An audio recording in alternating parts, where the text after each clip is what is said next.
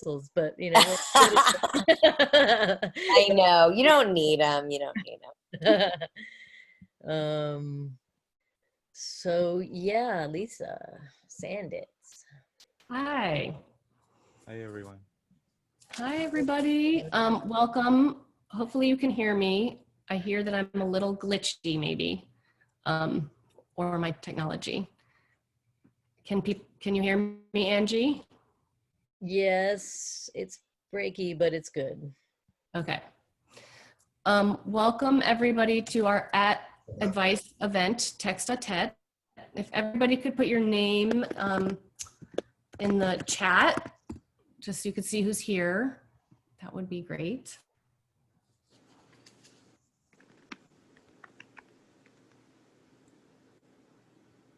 Awesome, great.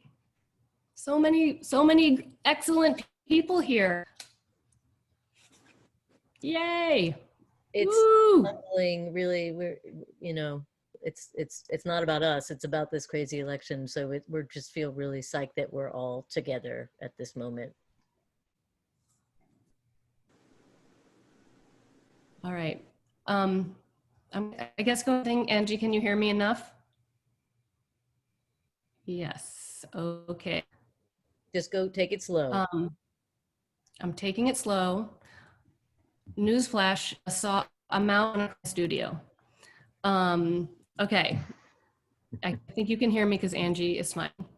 So welcome to one of 5, I think 6 Advice Vote 2020 events. This one is hosted by Angela Dufresne and myself, and some of our partners from Artists for Democracy. We're going to have some great speakers from Mishi from Walk the Walk, and a presentation from We Make America, as well as POV videos. And so we'll hear from these engaging, inspiring artists, and all of that kind of leading up to making an image and talking about peer-to-peer voter mobilization. And in the end of the evening, texting an image or someone else makes to a voter in your personal contact list in your phone. And do you want to tell them how this got started? Yes, or more. And I'm going to talk quickly, but please somebody wave if my audio is cutting out. Or more. We did put there are links to what is a really awesome software that Lisa and I took a training course in last weekend. It's of course now I can't find it. It's the Outvote app. I'll do it. There's a really decent YouTube tutorial on it. It's kind of creepy because it basically pulls all your contacts up, tells you if the person is a sleeping voter, on like a checked out voter, or a super voter, or just an okay smiley eyes voter. And I don't know how they find this stuff. It feels like creepy surveillance madness, but it also tells you where they vote, where they're registered, and you can go through the app and actually isolate folks that are in swing states and folks that maybe are sleepy voters that you want to wake up. So please, I think Lisa just put those in the chat, like check out that app, and you can use that like after the meeting. It's super effective for actually targeting voters in these regions that that we're really trying to engage with. And I'm going to be quoting the Walk the Walk and Mishi Inanoka and that team a lot, because I'm just a sponge, and I'm happily engaging them. Okay, so to start with just a quick story of like how Advice started. It was in the early part of the summer, and actually it was when Biden was became the nominee, and Lisa sent me a text and was basically like, how are we going to get people motivated to vote and get them to motivate to get people to vote? And I was like completely like dumbstruck and kind of apoplectic, and I started slinging some absurdities about Biden putting a good team together or something, which was clearly mediocre, and a mediocre plan. And but the interesting thing is that we just kept texting back and forth, and I was actually on a swim with Tony Bluestone in some pond over here, and I was like, I think we should just build a bridge between all these institutions that we are all like drowning and working our asses off for. Um, uh, so in other words, like it's totally linked up to the relational organization ideas that Walk the Walk deploys, but applied to an academic structure, or rather it's a kind of orbital ad hoc nomadic sort of cross-institutional way of getting all these people that we've lectured to as visiting artists over the years, or people we've taught with, to actually work together rather than to stay kind of hunker down in their institutions and try to get their students to mobilize. So it was in fact a relational organizing moment of text to Tete, which is in some strange way how we ended up here. Lisa and I started having a conversation, and then Tony said, why don't you just throw a Zoom meeting? And so I did, and I couldn't believe it, but people actually showed up, because normally people don't show up when I start talking. So. And then I'll just briefly say the mission statement of advice, and then Angela will introduce Mishit for a couple minutes. So we met with a group of people over the summer, and advice is an acronym for artist design engagement. It's Slower. a nonpartisan group. Just a little slower. A nonpartisan group focused on voting in 2020, electoral reform, and sustained civic engagement. So artists coming together for civic engagement to vote and stay together after this process too, after this fall. Stay connected. Mm-hmm. Angie. Yes, and that was a big topic in many of our conversations, which was to not just make this about a Band-Aid knee-jerk reaction, but to try to figure out how to use our visibility and our positions to foster a lifelong civic engagement practice. I'm quoting Amy on that now. Thanks, Amy. Shout out to Amy. So we're gonna keep rolling here. I really am super excited to introduce Nishi Faruqi, who is one of our key guides in the peer-to-peer mobilization as it's become more active. She's a recognized leader in broad-based advocacy coalitions and for fostering successful legislation and community organizing campaigns that have won far-reaching changes in juvenile justice and criminal justice policy. And she's a creator of innovative youth leadership training, curricula, and programs to train young people to become advocates and leaders in the movement for juvenile justice reform. So I literally can't think of a better person to talk to us tonight. Nishi. Oh, thank you so much, Angela, and thank you all for inviting me to be on this call. I'm also, my other claim to fame is that I'm the sister of Anoka Faruqi. So some of you might know Anoka. And I'm her older sister, actually, but just by a year. And so, yeah, so I'm really excited to be on the call. And Anoka's told me about advice and you know, how you all came together. So it's really exciting to meet all of you. And I'm here to talk to you about Walk the Walk. But I'm just going to give you kind of a teaser about Walk the Walk 2020. And we actually are having an info session. Anoka and I are having an info session tomorrow evening at 8:30. And so if you want to learn more about Walk the Walk, I encourage you to join that info session tomorrow. And I'll put the link in the chat because on the I'll be talking about we're actually in our phase 3, and I'll talk about the phase 3, and it's really exciting what's happening with Walk the Walk, and we're actually supporting specific candidates for state legislative seats, and I'll talk a little bit about why we're doing that. But a couple of those candidates who are really amazing superstar candidates are going to be on the call tomorrow. So I hope if folks are able, to join that call tomorrow at 8:30, and also invite friends, invite people to join. So I'm going to tell you a little bit about Walk the Walk and how we got started.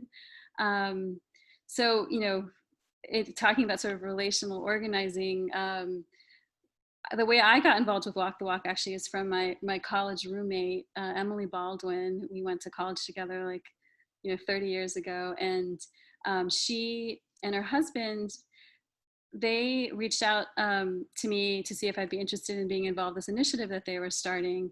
And they actually, after Trump was elected in 2016, they woke up like many of us, right, kind of in shock and thinking how did this happen? How did we get to this point? And so soon after Trump was elected, they started organizing around the midterms and trying to identify candidates that would be good to support in the midterms to flip the House.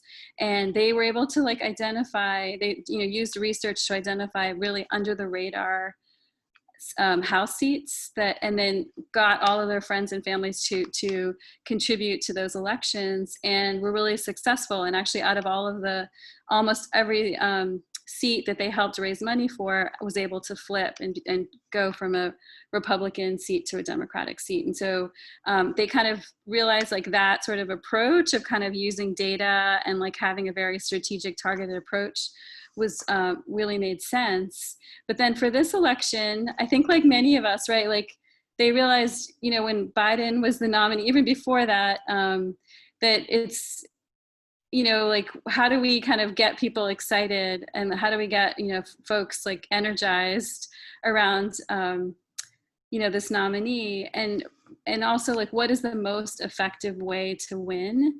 And what their research and from talking to different people, what they realized, what the most effective approach was actually the most ethical approach, and that's around building electoral power in communities of color and in the communities that have been most disenfranchised from the political process.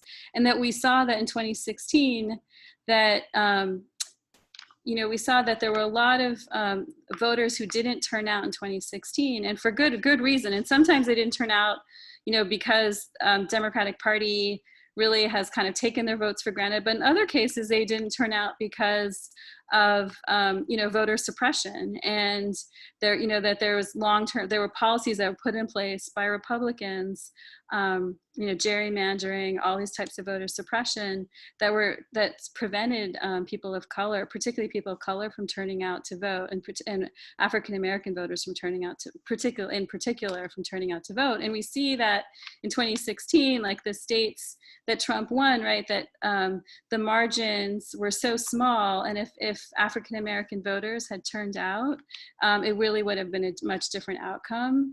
And the question was what can we do to really turn out those voters, and what's the most effective strategy? And so through the research, they found that the most effective strategy to turn out voters is something called relational voter turnout. And relational voter turnout basically is the idea that, we think about, campaigns coming into a community, they bring their staff, they, go door to door, and they say, vote for this candidate, right? But it's just they're coming from the outside, and people don't necessarily, that's not necessarily the most effective way to reach a voter. Really it's the most effective way is building on existing relationships and existing networks in communities. So if your aunt or your neighbor reaches out to you and says, you should be voting for this, this person, and for these reasons, that you'll be much more likely to follow through on that. And also, so what Walk the Walk for the first phase, what we did was we reached out to organizations that are using relational voter turnout as their main strategy. And these are organizations that are based in communities of color, they're embedded in communities of color, they're led by people of color, and they're organizations that are there they've been there, and they're working full time in the communities, and not only working on during the elections, but like working on all of the issues that affect people in those communities. And so those organizations have the credibility with community members. For example, one of the Walk the Walk organizations that we supported is the Texas Organizing Project. And I'm familiar with them through my work, in juvenile justice reform, because Texas Organizing Project, a lot of the work that they've been doing in communities is trying to change criminal justice and juvenile justice policies, because they're working in communities of color. And as people, probably are aware, that the criminal justice system disproportionately impacts people of color. And so it's an issue that people really care about. And so by working on those issues, it gets people in, it gets people to sort of make the, connect the dots and say, okay, like, I care about criminal justice reform. How am I going to move that issue? And to understand the importance of electoral politics, state legislative politics. And so these are organizations that are really working on issues that most affect people in those communities. And so these organizations have that credibility in those relationships in the community. And so Walk the Walk started out actually identifying groups that are doing relational voter turnout in key swing states in communities of color, and really looking at not only the state as a whole, but like, what are the geographic areas in those states where you can really turn out low propensity voters, and look at what's called nested races. And so the idea of nested races is looking at, where you have you have the presidential race, but then there's also a key Senate race in that state, and then a key maybe House race in the specific district, and then and also key state legislative seats in that district. So one voter could have an outsized impact, because if they could vote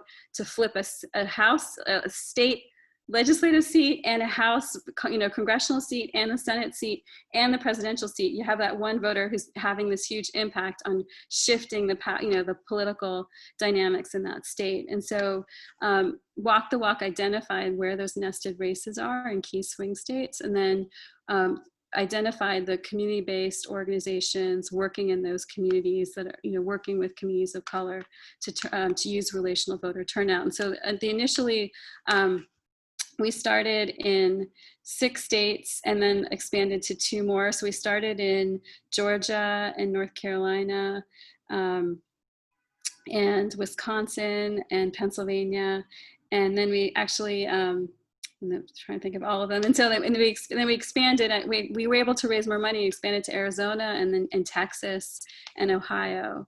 And so it's been really amazing to see all of the organizations that have been able to, receive support from Walk the Walk. Walk the Walk, we started off with, a few, like a dozen people, and then it just kept growing and growing. And now we've had over 4,000 supporters and have raised over $2.5 million.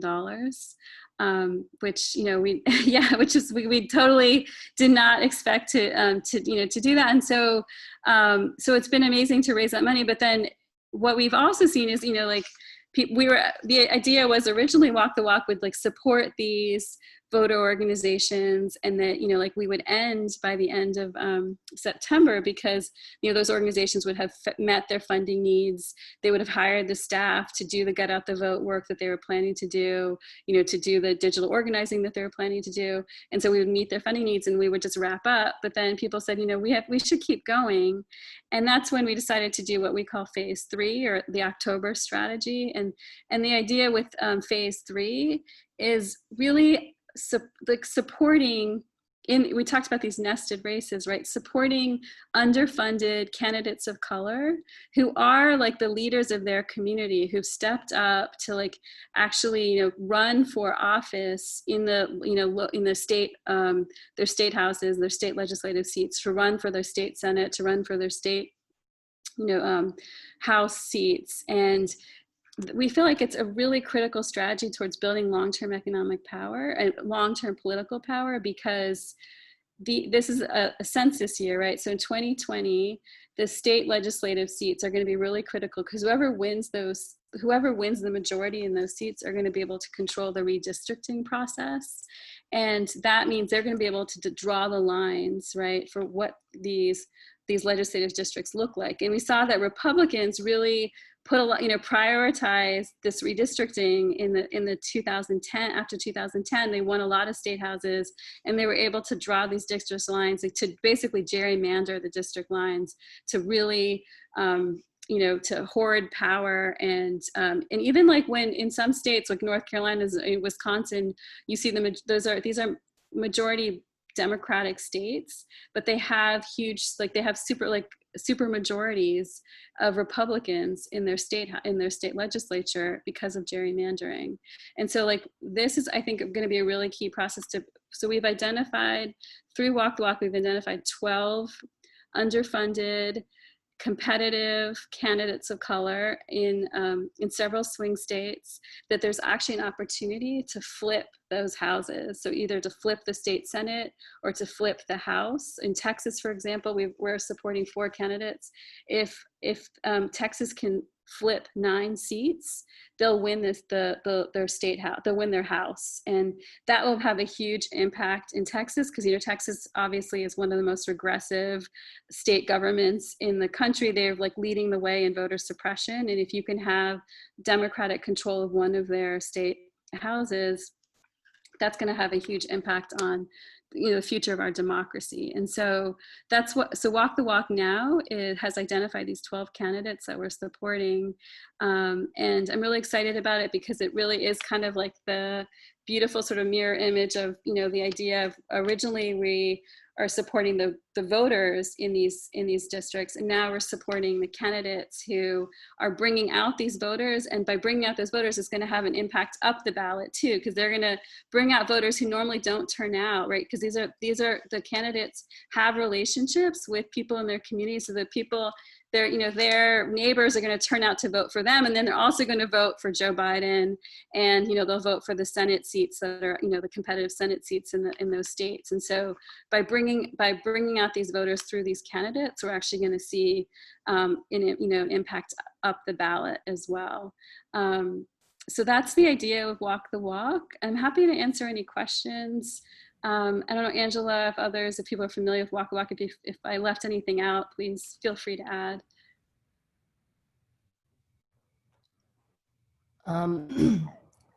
We'll see if you can hear me. Thank you so much. That was a great introduction. Yes, hopefully this will encourage people to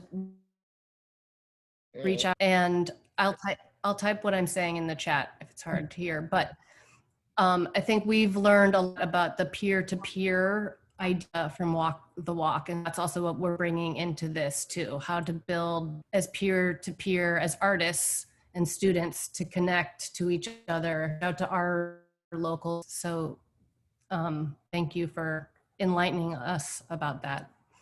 I think if people want questions in the chat, and otherwise, Angela, do you want to introduce We Make America?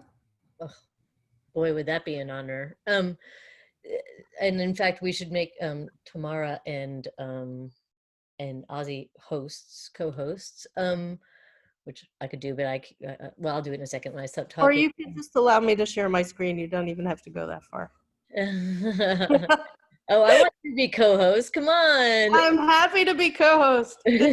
Zoom, our new native land. Oh, I know, it's so crazy. I want to just kind of echo something that Mishi said that I think is something that unfortunately Republicans have been really good at doing, which is connecting dots and like trying to figure out how to hoard this power, and that is to try to connect the dots. And I've been I've been stalking Joyce Kozlov for my whole life, but the idea that there are artists that are using impactful visual graphic imagery and thematics that I can't think of a better group that's done more hilarious and visually impactful protest and get out the vote imagery than Walk the Walk folks. And I've been involved in a lot of those, well, not a lot, I wish I could say a lot, but many of the marches and many of the productions of the signs and the crazy things that you guys come up with, which are so great. And it just seems like it's just such an exciting moment to get folks that are really, really great at doing bold and impactful visual um, um, imagery and also crazy performances, which we'll see some of, to have conversations with people like Mishi and the Walk the Walk organizers, because we can bolster each other in a really powerful way. So that's just kind of why I'm really excited to have you all together in this moment. So I'm really glad to connect the dots is my point. All right. So I think I made you co-host. Would you like to show us the history of this amazing? I will. So first of all, thank you. I mean, we're so excited to be here, and I think both the work that you're trying to do here and Walk the Walk and all of this kind of relational organizing is both very close to our heart and really so important to remember on some level that it's all personal, because that's something that artists are really good at. And I'm going to share my screen and tell you a little bit about We Make America. Where is my screen? Not this. I think it's this. But we're going to go back to the beginning, and I'm going to press present. So tell me if you can see it, and then we'll start. Yes? Awesome. Okay, so We Make America is a collective of artists that formed in November 2016 from that sort of shock and numbness and disbelief of the election that Mishi was talking about. And in that first month, 16 artists met to try and sort of strategize and figure out, oops, too fast. I can't talk that fast. Joyce told me to talk really quickly, but I can't talk that fast. They met in a room and tried to figure out how they could lend their particular talents and their services to do something about this really horrifying situation. And very quickly from those 16 people, it blossomed into a group which is now mostly administered on Facebook, which has over 5,000 members. And really, we use the word member really loosely. Like anyone who wants to do something, you're a member.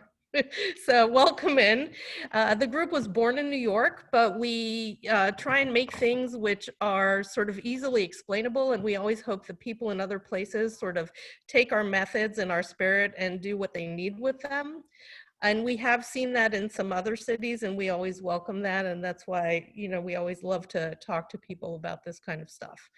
And I think what's really unique about the way we make things, I'm going to tell you a little bit about how we come together and how we make things. So basically what happens is when we're going towards an event, we start to talk about themes. We used to meet in person. Something I actually, preparing for this meeting, realizing I had to say that, said that I couldn't even imagine any longer. The first, and we'll work out themes, people will share images, then we'll refine them over email, we'll bat them about in the Facebook group, and we'll come up with something. The first big thing we were going to work on was the first Women's March, and we sort of came together with the same spirit of the Women's March that, you know, Trump, the first really, really horrible thing with Trump, I mean, we've experienced so many at this point, was his relationship to women and how he treated women and all the things that we thought would happen to women under his presidency. So we decided to prepare all these things for the Women's March. Our selected theme was the Statue of Liberty. We sort of felt that liberty was the opposite of everything Trump, and also the group being born in New York. It seemed like a very natural fit. So this is an image of, for example, the first making session. Once we decide on a theme, then we start making things and we make them collectively. And the difference between how we make things and people normally conceive of making sessions is usually you would think of a making session as somewhere where you go to like make your own protest sign. But that's not really what we do. We go to make things together. So for the first Women's March, we're going to make hundreds of objects, both for New York and for DC. Yeah? Can you hear me? I just want to ask, can anyone else see the slides? Mine is stuck on slide 1. Are they not moving? I'm just seeing slide number 1. Okay, because I'm okay. For one too. Okay, Yeah. wait. seems to be. Oftentimes using the mouse to press the advance on a PowerPoint works better than trying to use the space bar or the arrow bar, just to let you know The tomorrow. mouse. Or you may be sharing a different window. No, I'm totally sharing this window. Someone wants to be admitted. Should I admit him? We'll take care of that. Okay, thanks. Sorry. You might want to even click in the menu where it's like slide 1 in the Okay, let me see. in the thumbnails. You might want to just hit the second thumbnail with your mouse and it should go forward. Okay, wait. How do I get out? Ask. Yep. How about better? It hasn't gone forward yet. No. Okay, now There we go. Yes. Yes. Yay! Yay. There we go. Okay, so this is not the present mode, but as long as you guys can see it, Yeah, this it's is all great. good. It's all good. Okay, so this is like a picture of the first making session, and it was a really like, as you can see, it started out small, but within that month, it grew to this. So when you're making hundreds of objects, basically it's not about, I'm gonna make my sign and I'm gonna work on all these things. If you have to paint 300 torches, you lay them out, you paint one side, all the green that it needs to be painted. And then let's say you have 6 people working on fire. So one is the yellow, one is the red, and one is the pink, and one has the blue that makes the lines on the torches. And that way you get, each item is like really deeply invested with a bunch of different people's spirit and their energy and their styles. So it's not about like, I'm the best letterer or I'm the best drawer of noses, right?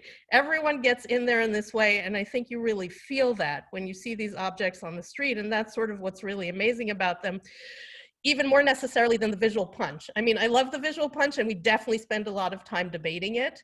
But I think that spirit of making things together and not making them in this kind of normal ownership way is one of the things that is really actually most unique about this group. So besides making these individual torches and crowns, we also made several big objects. For every march, we try and make big things and small things. So we made 2 huge parachutes. We made 2 huge 3-dimensional torches, which you see in the middle image here. And we also made these gowns and these crowns. So it was a full-on presentation for that first Women's March. And we also try and, you know, make extras to give out to people at marches. And then sometimes people take them and return them to us, but it's also our way of drawing people into being more active, where we say like, they'll say like, this is really amazing. This is so beautiful. And we'll say, you can take that home. And they'll say, really? And we'll say, yeah, just promise us you're going to take it out to another march on your own. So these are some images from that first round in DC. And these are some images from a parallel round in New York. And you can see like how far-ranging people's ideas of interpreting liberty and the spirit that they brought to it on their own and putting it all together. It's always really a really marvelous kind of thing. And in that first year and a half, we really just did march after march. So I'm going to show you some images of some different projects, and then I'm going to talk a little bit about different methods of making that we've used. So this was the tax march, which it's been 4 years since we tried to get Trump's taxes. So this was the first attempt of show us your taxes. And we were working with the theme of Pinocchio, the liar, the nose grows, and pants on fire. And we have different artists who intersect with our group and come in and out. So here, for example, we have a friend who's a puppet maker, and she brought her 2 huge Pinocchio puppets. And here are some of our pants on fire and our little Pinocchios with their balloon noses. And this is the Science March. And this isn't even the climate change march, and it's before COVID. You know, Trump has been disrespecting science for the entire 4 times.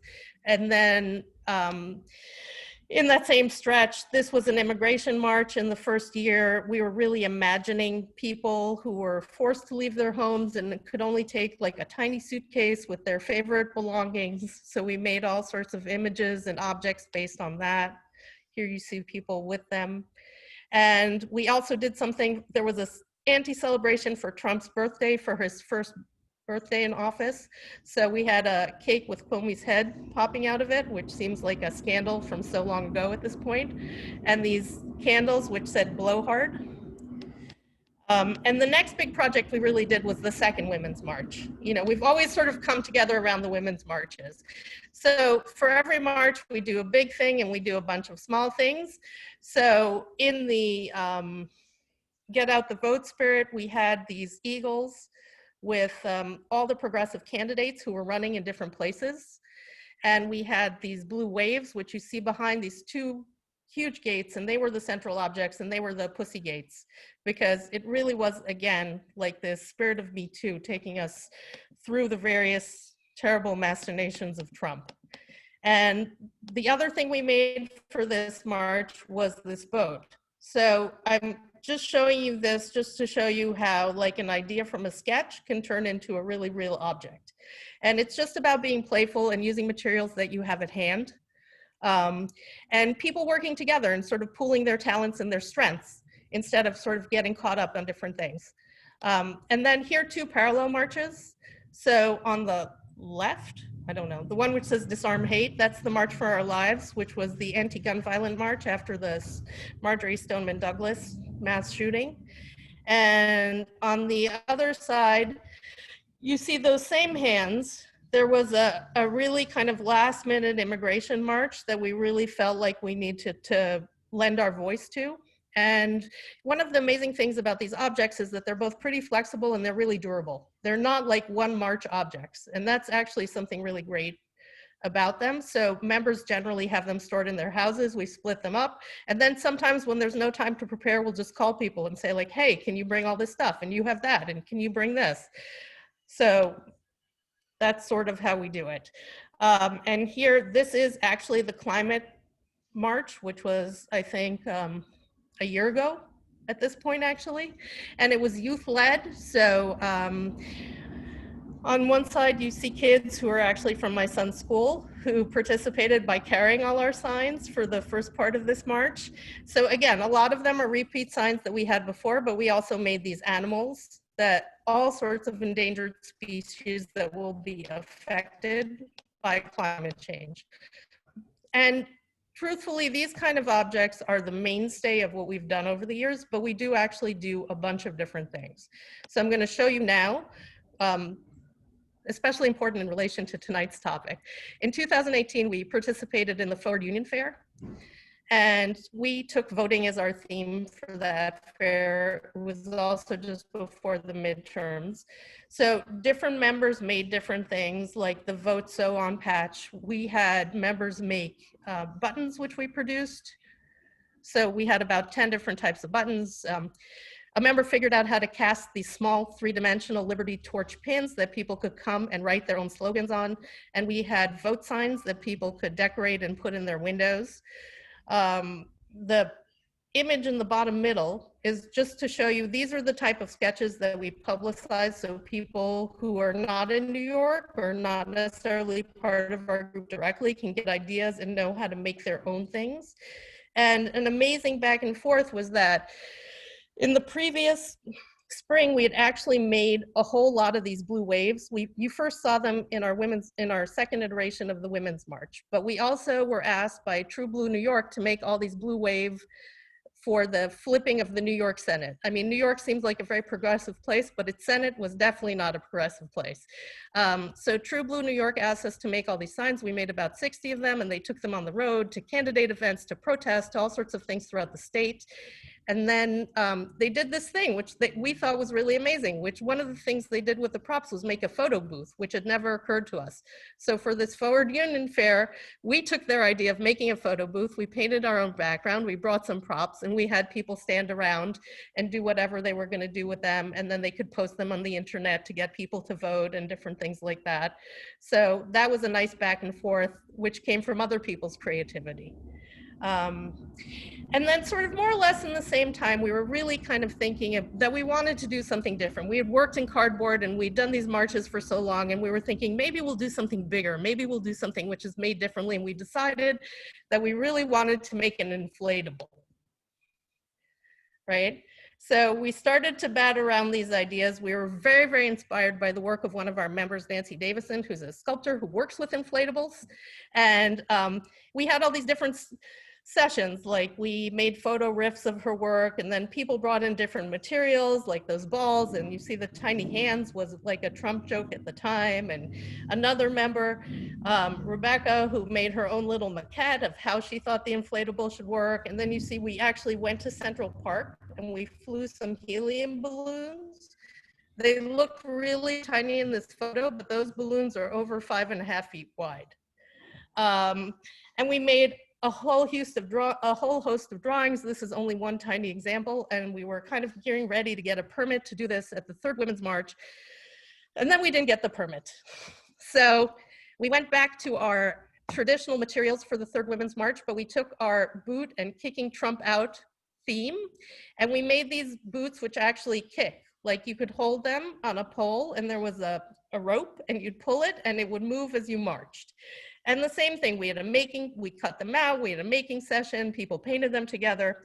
And our big thing for that year was the house. I mean, this is one of the joys that we've had in these 4 years, to know that we managed to flip the House of Representatives. So we were celebrating that rather than encouraging it at that Third Women's March. But we still, we didn't let go of this idea that we wanted to do this inflatable, and we did get someone else to make it. It wasn't in our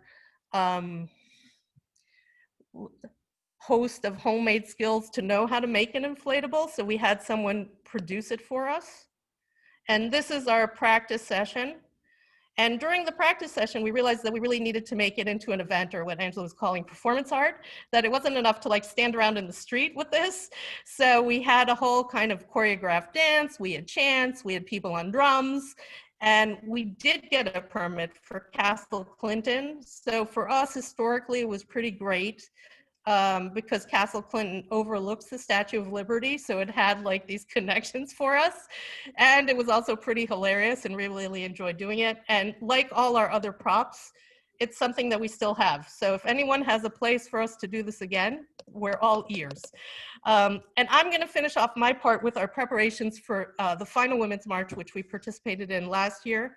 So in December, we were asked by the Poster House to do a little workshop on how we make our props as opposed to other people.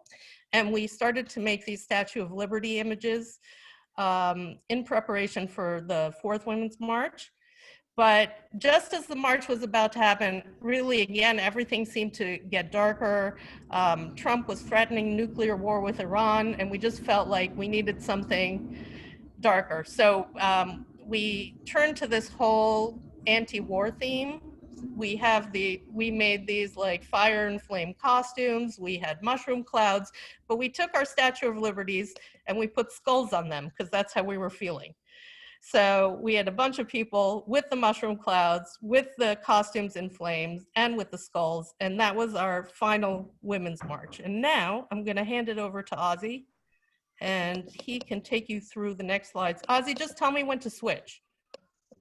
All right, I will. Thank you, Tamara. So we're now on pandemic season, and we're start seeing all this proliferation of murals around the country. And they start showing up in our Facebook group, which is where usually you see members shared what they care about. And all of these images that you're seeing right now, they're actually the posts that were shared by members on the group. And so we started discussing the participation of the group in this action and how could we make our efforts drive the boat, which is always the connecting thread in our group actions. So in the next slide, you'll see images of the first mural that the group worked on, which was a mural honoring John Lewis.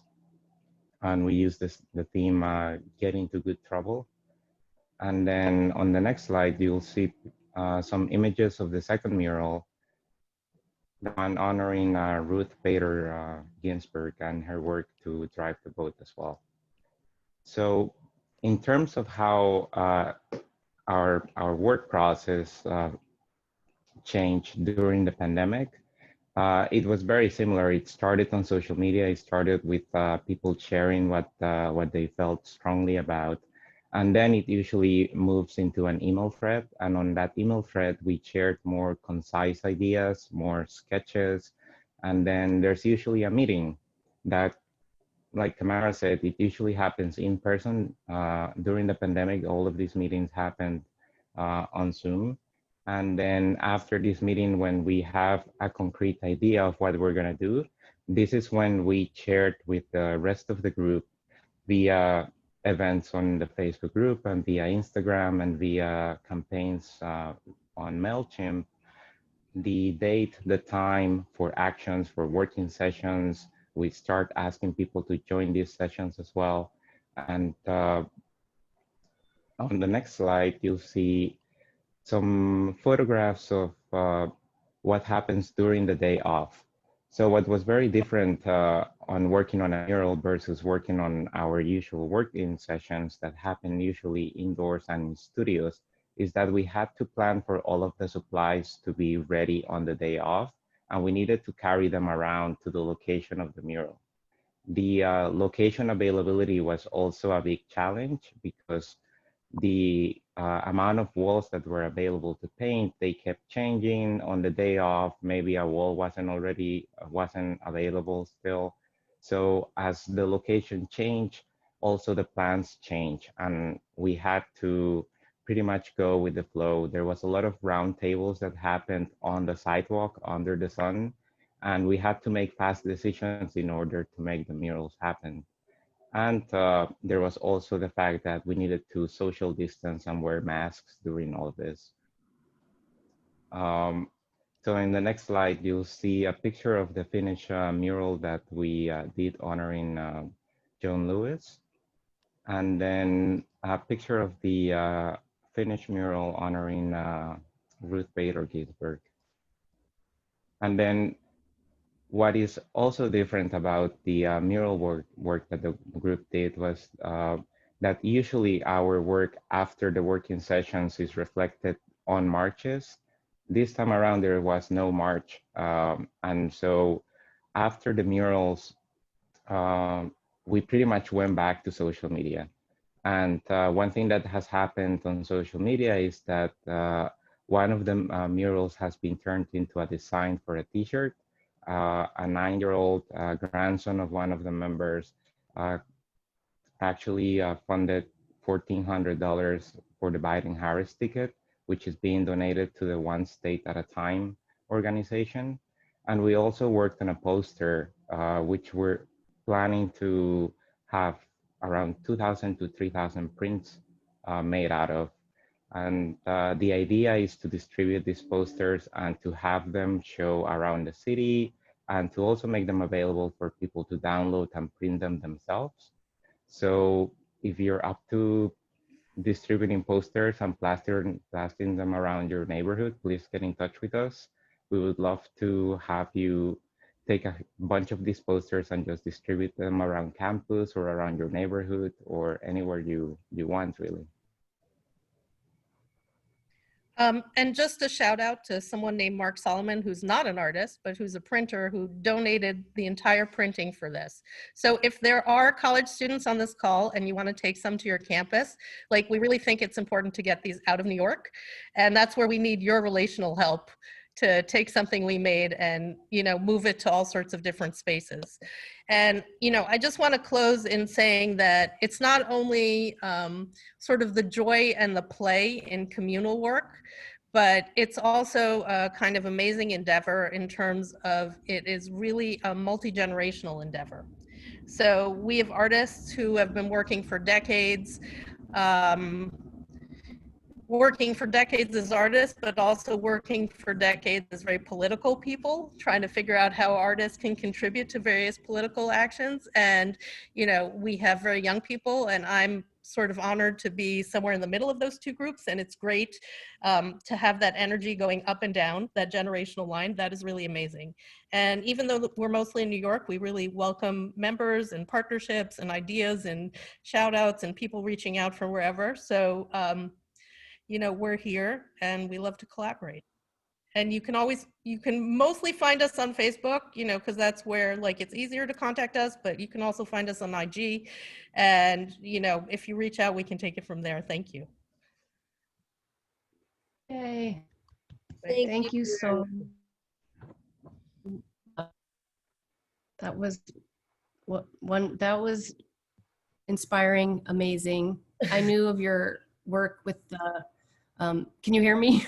Yes, No? thank you. With, okay, in the marches, but I have never seen the mural work. So that was really exciting to see that too. So, and I think in the context of this, really seeing how artists can work together towards activism in a really fun and spirited way. So great, thank you so much. And I was particularly struck by the intergenerational interactions when I was working with you guys, but it seems like it's grown even more, which is super, super exciting and something that Advice is clearly really trying to accomplish. Yeah, no, I mean, I think that has really been a gift of We Make America. I mean, that and really just like working with people. And, you know, I would say the big artist lesson to everyone, even people who are not an artist, is sort of like that stupid Nike commercial, just do it. Yeah. Like try something and just do it and see where it goes and don't stop yourself. All right, well, we're of course thank you so much. It's such an honor to have you guys. And we should actually, Sarana, are you still with us? I wanted Sarana to jump in and talk about an organizing strategy that she's introduced to the fold here, and then we're going to have like a little making session. Are you still with us here? I'm here. Yeah, I'm here. Good. Sorry, that was a little later than I thought, but That's thank okay. That was amazing. Though I really loved seeing that. It was so great. Really inspiring. Thank you. I'm Sarana, and I'm from Artists for Democracy, and we're super like happy to be like that we found Advice, and we're teaming up for this lost stretch, which is very important. And like Advice and We Make America, you know, Artists for Democracy was formed basically as the same type of panic of Trump presidency. I think the first time we met up was probably like the day of the inauguration, maybe. And there were lots of different artists, and then now it's come down to a smaller group. But essentially what we're trying to do is get artists involved and particularly art students involved in the political process. And because of COVID, we kind of had to take everything online. And one of the projects that we launched recently is called POV, or Protest, Organize, Vote, or Point of View. Mm-hmm. And it was kind of interesting what we wanted to do is sort of like inspire people to be constantly, like kind of what Misha was talking about, is like not just politically active just when there's an election, but all the way through. And we were thinking about like what are the 3 things that are essential for keeping the democracy healthy, for getting out, you know, getting our progressive agenda out there, and that's to continue to protest and to organize and to vote. And those things together will hopefully get us to where we want to go. So what I did was like I reached out into the art community, although I have to say Angela's been amazing getting so many POVs. But I wanted to get like artists to tell us why they protested, organize, and vote. And one of the things that's really important about it, or I think is really great about it, is that artists, unlike a lot of I don't know, careers, I suppose, we're in rooms, you know, you can be incredibly poor, but you can be in a room with a billionaire, you know, so like artists really can get into every room in some ways. And I think like the more of us who tell our peers why we are in, like we've become politically active, or why it's important to be politically active, it like will have a rhizomic effect. And that's kind of what the POVs are trying to do, is to just show other artists why artists are voting or protesting or organizing. And I feel like it's kind of in the early stages. I mean, what I'd really like to happen is like for it to continue going after the election, into the midterms, et cetera, et cetera. So if you want to send a POV, you can send it to me. Angela, shall I get them to send them? I can put my email address in the chat, and basically it's really short. It's like 20 to 50 seconds with your iPhone, your cell phone, just held like portrait mode, just telling, saying like, I'm voting because I believe every American should have affordable healthcare, something like that. And then we just put it onto our Instagram platform and on our website, which is now like a kind of database for art educators and artists, along with advice. And yeah, I mean, it's cool. And thank you very much for having me here. Thank you. Thanks so much, Sarana, for coming up with such an awesome idea and something that's, can be done anywhere, as we're going to see in a minute here, because there's a couple of these POVs that are taking place in movement. So, Lisa, did you want to segue people into Yeah, I was just going to say, and everything I say, I'll more or less put in the chat too. But so at this point in time, if you haven't already, if you want to get out some drawing materials, collage materials, the POVs are about 12 minutes. They're also will be online, so you can see them again. And if you want to make some kind of drawing or collage that you can either share in the chat here, or you could also send it to us to post later on Instagram. And then at the end of that, we'll talk about sending an image and a 3-point voter plan to text to 5 to 10 people in your personal contact list. So we'll start, and so we'll wrap up in about 15 minutes, but we will also stay on if anyone wants to craft and activate all night long. Craft and activate all night long. Woohoo! So we put together this video. It has a very surprising ending. We Make America people. Because I got a lot of your material. We end with a kickoff. So these are the ones that we kind of pieced together in the last few days. It's about 12 minutes of video. So we're just going to have 12 minutes of video and making. It's not all night long, but it's pretty good. So I got a screen share. Hold on. Wait, there's my screen share. Oh wait, somehow my host is, somebody needs to make me able to screen share because I can't do it. How did I not become the host? I'm so confused.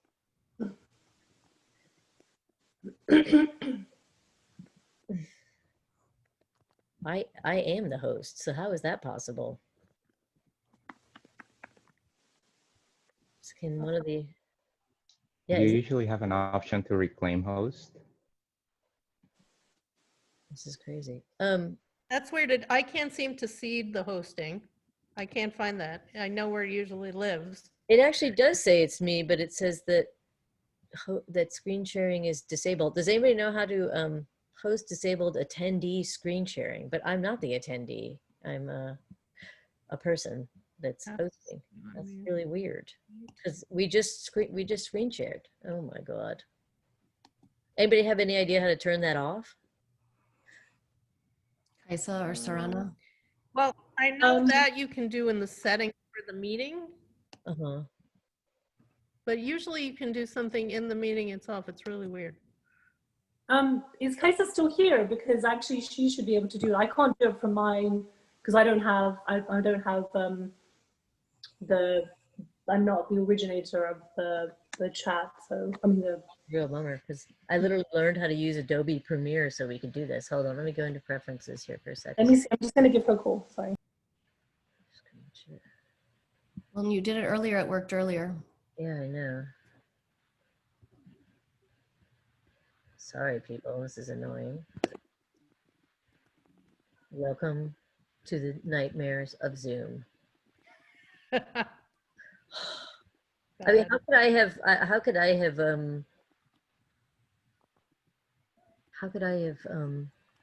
oh, here, hold on. I think I can do it now. I think actually, Ozzy, you were right. I think somehow I wasn't the host anymore, even though it said I was the host. What? Okay, people, we're in. Okay, so this is a collection of the POVs. It's a wonderful group of alums, friends, lovers, the list goes on. So everybody have fun making some drawing, and we'll see you in a minute.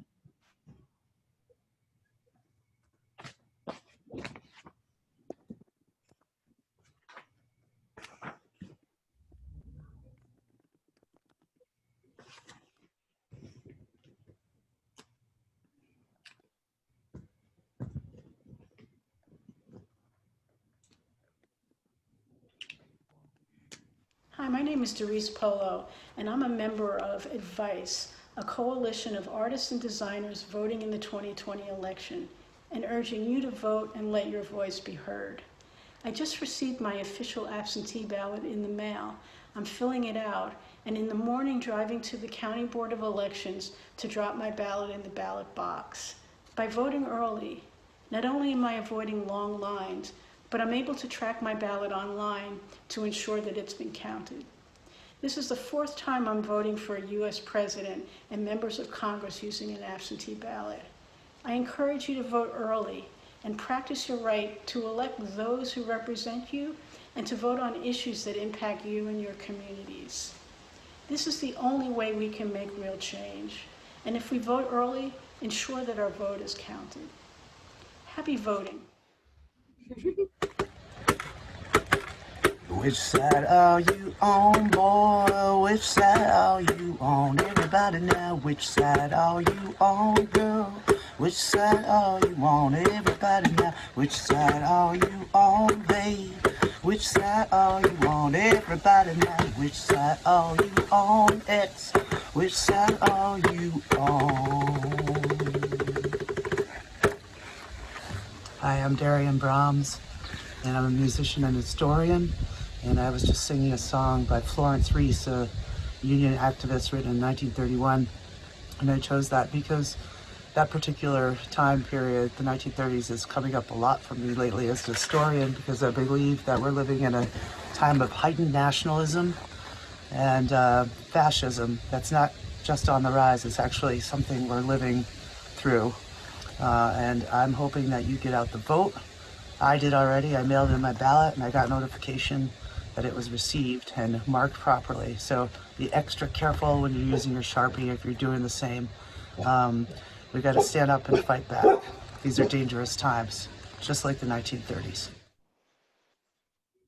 Hi, I'm Eleanor Harris-Slavic, and I'm an artist and a professor at the University of North Carolina at Chapel Hill.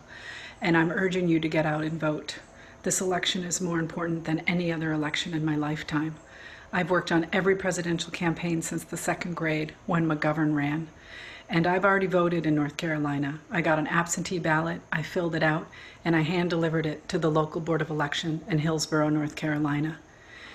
Please, please vote for our children, for the environment, to save democracy. And please get everyone you know to vote. And if you can make signs, if you can drive people to the polls, if you can be a poll watcher, if you can give money, do anything you can to save democracy. It is that important. Thank you. Why I protest and vote. You sometimes hear people say that, protests don't necessarily lead to change, and what's the point? And I think that when people don't see change taking place immediately, it's harder for them to see that, with sustained protest movements like the one that we're in the midst of now, can actually shift public opinion. And that is very important because it can change the way people vote and affect legislation. When I think about voting, I think about the many, many activists who have risked their lives or who have even died defending the right of everyone in this country to vote. Like the late, amazing John Lewis, who has a quote that I love, which I believe is, "Your vote matters. If it didn't, why would people keep trying to take it away?" This year marks the centennial of the passage of the 19th Amendment, but it's really only been 55 years since all women in this country have had the right to vote. We make up 51% of the population, so we really could make a difference. A few weeks ago, the president tweeted that he wanted to build monuments to honor women. I don't want statues. What I want is affordable health care and pay equity and protection of reproductive rights, racial justice, sane environmental policy, funding for education, and a national plan to fight COVID. At a time when this country is literally on fire and democracy is under attack, it's more important than ever to vote. I'm voting, and I'm voting early. I hope you will too.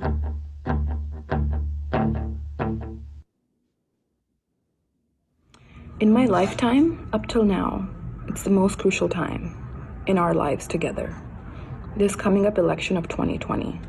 If you can, please vote. In fact, vote early.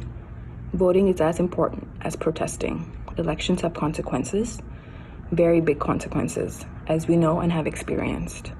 By voting, we have the chance to stand up for issues we believe in, like raising minimum wage, equality for all regardless of race, ethnicity, or gender, funding our local schools, our education system. Elections are decided by us as a whole, us as people. If you don't vote, the decision will be made by someone else. The power is really in our vote. All in all, our community immensely depends on it. If you cannot vote, be informed on things that are happening daily and figure out where you stand. Get out and talk to people. Voice your opinion on social media, in your schools. We just never know who might be listening along the way. And you can also volunteer, door-to-door outreaches, phone banks, etc. To exercise or vote essentially is the difference between a democracy and an authoritarian rule. My name is Sebastian Steinberg. I am a musician. Please vote. People died so that you can. Don't die so that people can't. This election year, protesting, organizing, and voting is imperative. Incumbent even. We have learned hard lessons and seen what happens when we sit by idly and expect the government to care for us. Nothing. Privilege avoidance and inaction must end.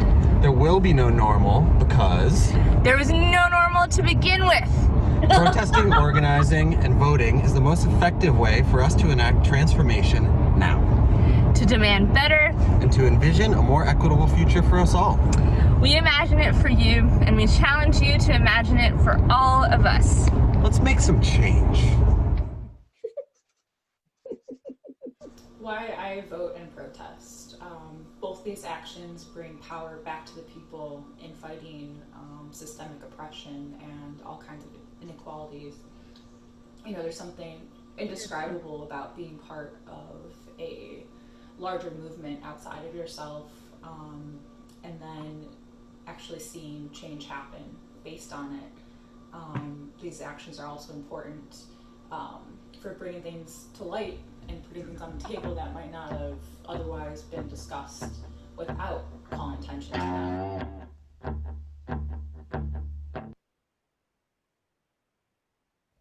Voting is an essential part of civic duty in our country. The right to have a say in the legislation and leadership that governs our lives is a fundamentally wonderful thing. However small that say may seem, it is essential to the democratic process and the preservation and creation of liberties we all hold dear. The right to dissent, to protest, to be angry and disagree, or agree without persecution is something we must protect by all means. That being said, it would be irresponsible to say it's a perfect process by any means. Many voices, essential voices that work day in and day out to lay the foundation for all of us, are often not heard. The migrant workers, the wrongly incarcerated, the many essential workers who have been just that in keeping our neighborhoods going during this pandemic are not afforded these rights. It feels more imperative than ever to listen within our communities, to empathetically take in information, and to vote locally and nationally to preserve our democracy and help protect those most unprotected during this national crisis in health and misinformation.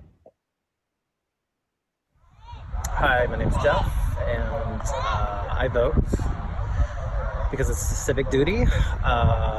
Government's not our parent, it's not our boss. We don't work for it, it works for us. Sometimes people in power don't think that way, and they certainly don't legislate that way. This government only works if we hold them to account, and we do that through voting, we do that through protests, and we do that through organizing. So vote this election, get these assholes, actually not in this building, in the Senate and in the White House, out.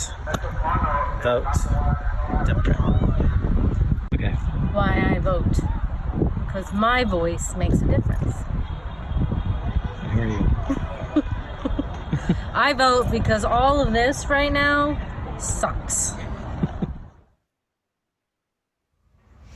Hi, Hi, I just became an American citizen after living in this country for many years only, so I could vote in this election because I think it's incredibly important. I went to many hoops in order so I could vote this time. I've been participating in democracy in other ways, like going to protests and so on, but this time I felt like I need to have my voice heard in that way by voting. It's incredibly important. It's always a compromise too, it's never perfect, but we gotta practice our right to vote right now. I know many people feel powerless in face of everything that's going on, and I think inaction is, and this feeling of powerless is a manipulation from above, so we won't actually practice this basic right to vote. So please vote.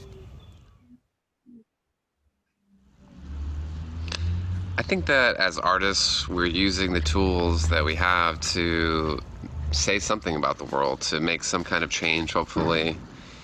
And I just feel like that's what we need to do. Also, in the realm of politics, we need to use our capacity to vote, our capacity to organize, to be vulnerable in ways that other people here and abroad can't. And so we need to use our abilities, our talents, our access to make some kind of change, to do anything that we can, which is, I feel like, what's really at the core of the way a lot of people make art, the way I make art, is to use whatever insight, anything, any privilege, any version of that you may have, to use it to help someone else. And that's why I vote. Voting is important because it's not just a civic duty and a way of participating in I'm not really sure what happened to the audio. Sorry, you guys.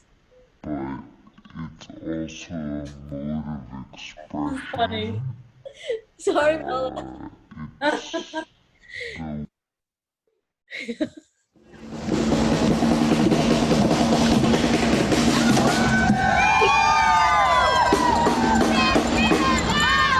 missed the count, but actually that kind of works.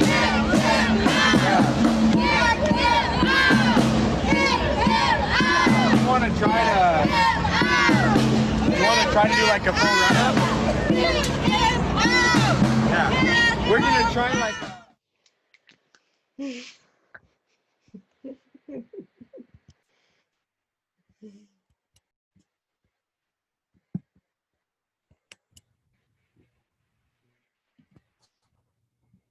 Well, sorry, I didn't realize I wasn't muted when I was laughing with total affection and joy with Mina in Cal's video. I hope everyone could hear it. It's posted on Artists for Democracy and other sites too. So feeds, yeah. Lise, do you want to? So I think, yeah. So that pretty up. In terms of the presentation, we're here to stay on, and also if any image making right now that anyone else on this feed could use to share to text to someone, feel free. If you want some more time, but you would like to give post an image, we are collecting, kind of making an image bank at our Instagram site at Advice Vote 2020. So we can, and you know, at this point, if you are ready to text someone in your contest and voting plan is, or my voting plan, basically, what's your voting plan?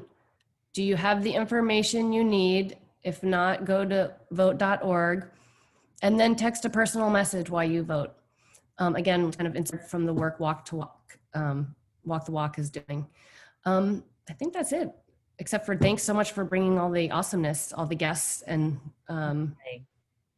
people here. And then if anyone wants to ask questions or chat, and I will a couple of links. So if you want to get a little bit more with this texting, peer-to-peer texting, the app Outvote, we'll go through your contact list and let you know who is in swing states, who's in contested districts, or you could tie that in with one of the organizations that Walk the Walk works with and text there as well. So I just think it's important to not overlook the power we have with our peers in terms of voting and as artists. Thank you. Here.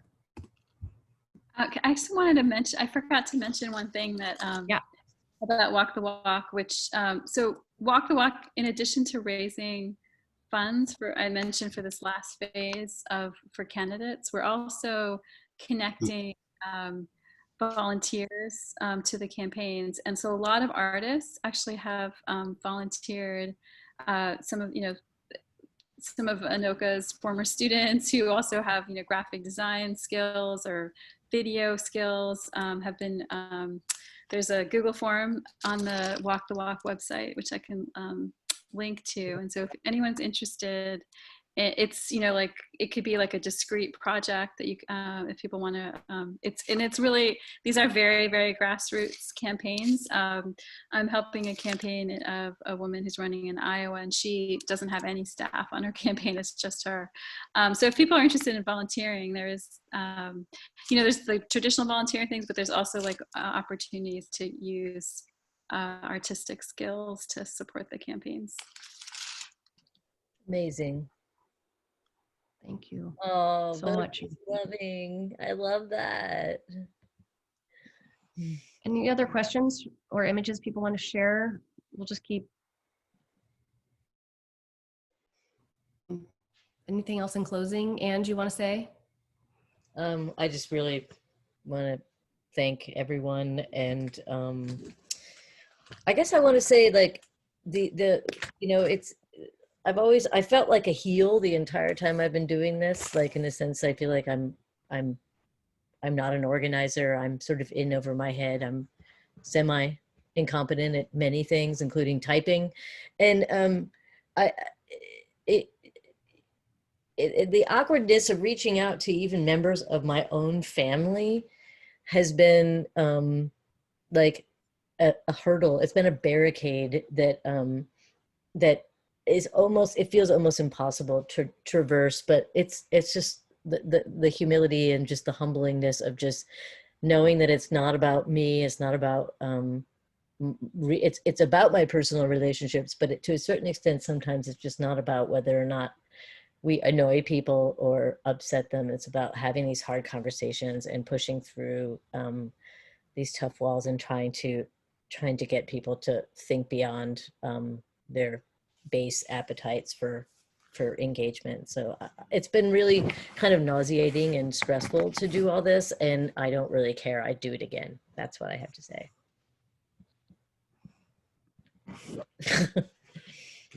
And my sign sucks. I don't know what I did wrong.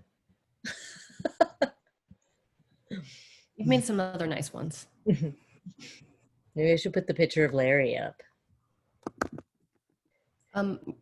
Mishi, do you want to put up a link to Walk the Walk? Or did you just, here you go. There you go. Great. Awesome. Thank you. I put a link to the Google form, but I can also put a link to the Walk the Walk website if people want it. Yeah, I think that's a good idea. The Google form is great. Does anyone want to say who the last correspondent or texting? Either in the chat or out loud. I just want to say thank you to you guys, because first of all, it's really nice to see all the faces that I know and new faces, but it's also just great to do this kind of thing, and it's just fun. It's good to have fun right now. Thank you guys. Thank you. Group, good to have collective fun, especially. I think that's an important part that I've learned about organizing this year too, in addition to Ange, of being completely inexperienced at this and figuring it out as we go, but also the idea of the strength in doing it as a community. So you're not just at home making phone calls and kind of dreading it, that you're working, you're with your peers, hanging out, meeting new people, exchanging ideas, and kind of doing it together. And I think part of this too is also, we've also talked about post-election, how we're going to outcome of that. Yeah. Is time too. Yeah. Make America people, we have to figure out whatever, a hangover party or a celebration party too. I feel like there's a way that holding these folks accountable in the future, part of that is going to be like is going to be celebrating their victory and then just being relentless. I mean, Sarana mentioned that, like, how did I get all these people to do these? And Lisa got a bunch of them too, by the way. Is just at this point we have to be relentless, and as soon as we maybe do something decent in this election and get some of these nested nested candidates elected and stuff like that, is that we're gonna, the work's not gonna stop. We're gonna have to be continuing to be relentless and making sure that we're holding every one of these every one of these elected officials accountable, and supporting the ones that are helping us to do that at every level. So part of that will hopefully be a party, and then it'll be more work, unfortunately. No reason those things should not come together. That's right.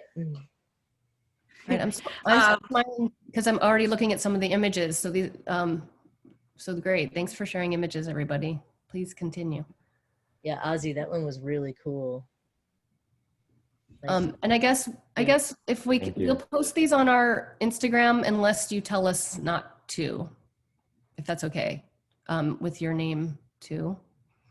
If you don't want to, that's fine. I always like to ask.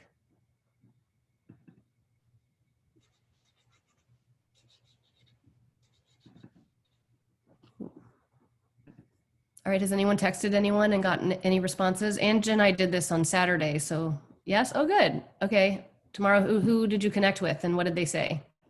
If you don't mind sharing. Oh, no.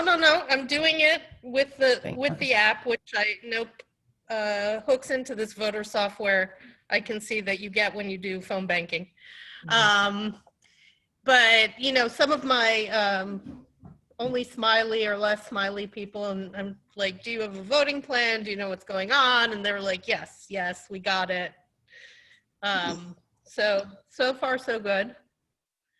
But I'll definitely continue, and I really just want to support the thing that Mishi was saying, that it is not just in the event of this election, right? The way that we get credibility as people is by continuing to work on these very important issues throughout, and remembering that, like they say in the movement, no one is free until everyone is free. So if the work is not done, it's not done with overturning Trump. And that should be obvious to everyone.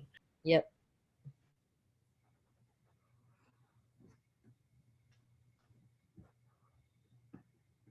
But I have lots of friends who have the heart with the smiley eyes. I'm so excited. Aww. Yeah, that app made me a little uncomfortable because it's revealing a lot about people that I don't necessarily want to know, but. You could actually go look this stuff up yourself if you wanted to. This is just consolidating public record, which is the creepy thing about the internet, but it's not like they're doing something super secret. Yeah, they're just doing it faster.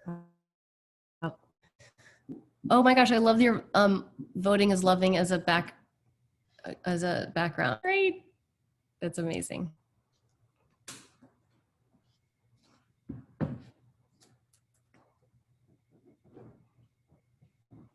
Cheated and did mine before because I knew I'd be distracted. Cheating or being eager.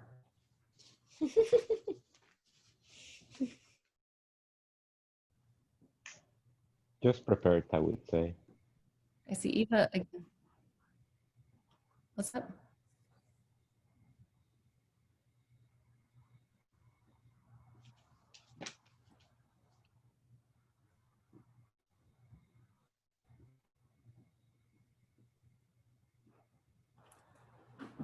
All right, I'm going to get some stuff to make one. Mm-hmm.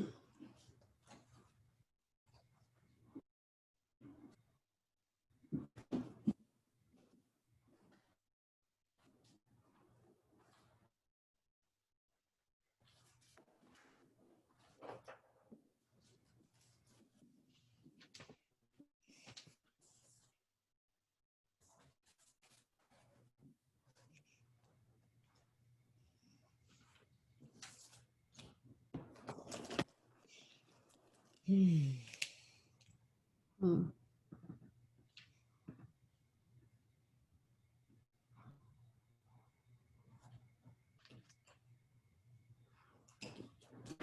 lovely work, Greg. I love the typography with the dots. That's amazing. I love that you're in front of it. Oh my God, that's so good with the hand. Ah, can I screen grab that, Ozzy, and use the whole thing? Because it's like amazing with the hand over it and everything. Hold on, let me send you a pic. Sure. Hold, I'll show you. It's really kind of, well, you can see it, I guess, so I don't need to send, but I'm going to share it to the group. There was actually a couple of screen grabs I took. I was going to ask you, actually, there's that beautiful moment where you didn't hang the John Lewis, where you didn't do the John Lewis thing over the BLM tag. That was super.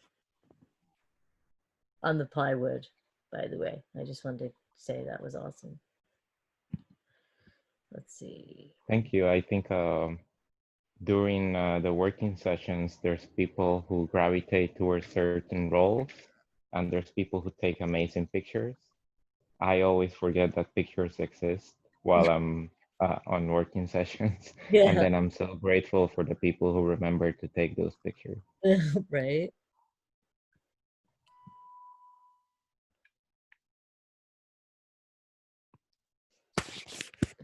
Great screen grabs from.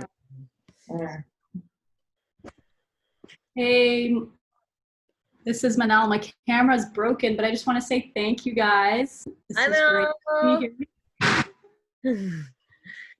And I'm really happy that some of my amazing students and colleagues at City College are here. Roberta, Dorset, and Eva. I'm here too. And Caroline's here. So I think this is really great. I hope, hey Eva, hey Roberta. Glad you guys made it. I don't know why my camera won't work. City College represent.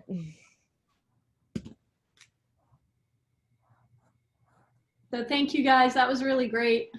It's nice to have it like a support group doing this. I've been making calls in Pennsylvania, and that's been good. I mean, I hate phone banking, so it makes me feel like I'm doing a lot because I hate it so much.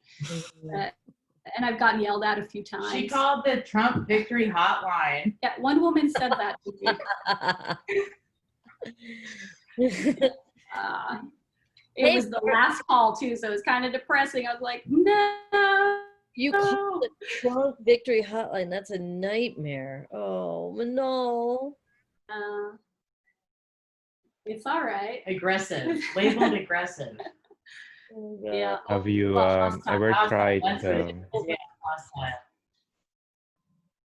Have you tried text banking instead of phone banking?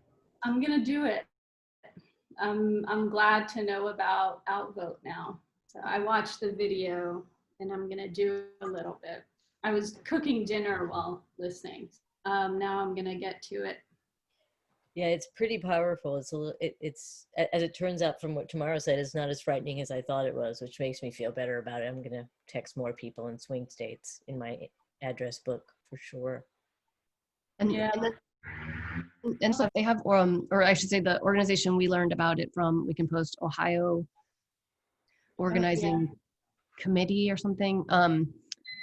So they have organized sessions, but also one advantage, despite this community aspect that we like, is that you can kind of do it on your own time. So if you can't make it to a texting session, you can just use the app also.